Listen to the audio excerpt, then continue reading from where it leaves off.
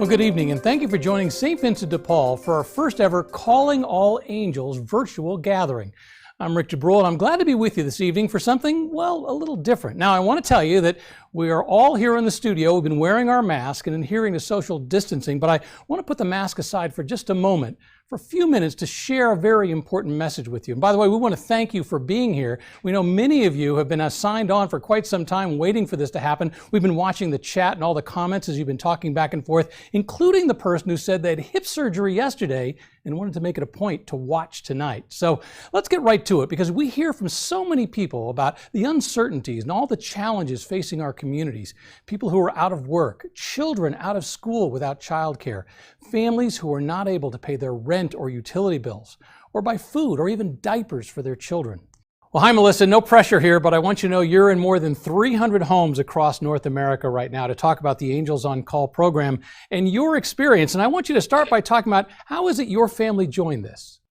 So we've just texted a link to everybody who's watching right now that will allow them to sign up for the Angels on Call program.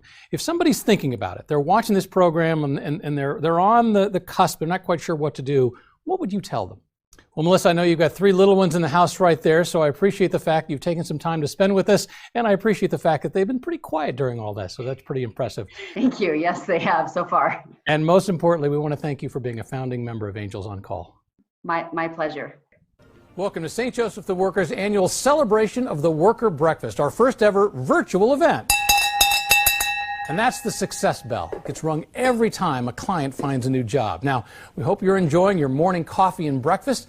My name is Rick DeBruhl. I've been involved with St. Joseph the Worker for more than 10 years, and I'm honored to be your host for this event.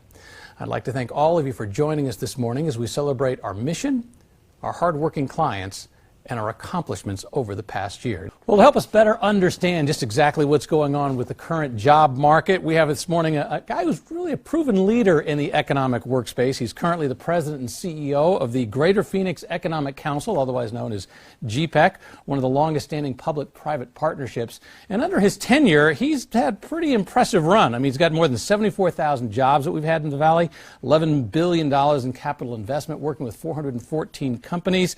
You're really viewed as a community leader, and that's why we brought you in to talk about what's going on in the economy.